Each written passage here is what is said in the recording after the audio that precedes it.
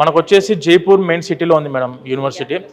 జైపూర్కి students అక్కడి నుంచి రావడానికి ట్రాన్స్పోర్టేషన్కి మన తెలుగు స్టేట్స్ నుంచి హైదరాబాద్ కానివ్వండి, లేకుంటే ఆంధ్రాలో నుంచి ఎవరైనా కూడాను డైరెక్ట్ ట్రైన్స్ జైపూర్కి అవైలబిలిటీ ఉన్నాయి. ఫ్లైట్స్ వచ్చేసరికి ఎవ్రీ డే 5 ఫ్లైట్స్ మనకు అక్కడి నుంచి అందుబాటులో direct non stop flights. So students ఏంటంటే ట్రాన్స్పోర్టేషన్ పరంగా 1% వరి అవ్వాల్సిన అవసరం లేదు. And when coming to Jaipur city గురించి మనం మాట్లాడుకుంటే very peaceful city, very peaceful people, very welcoming people. University పరంగా అయితేనేమో 150 ఎకరాల క్యాంపస్ మేడం. స్టూడెంట్స్ కావాలి అనుకుంటే మొత్తం టోటల్లీ ఆన్ క్యాంపస్ లో హాస్టల్ ఫెసిలిటీ అందుబాటులో ఉంది.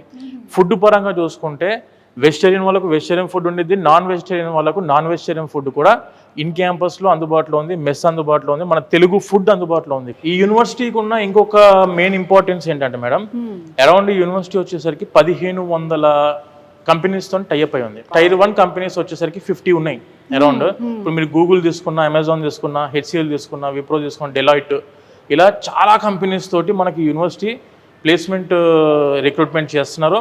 మనకు ఓలా, ఊబరు, ర్యాపిడో అన్నీ కూడా అందుబాటులో ఉన్నాయి.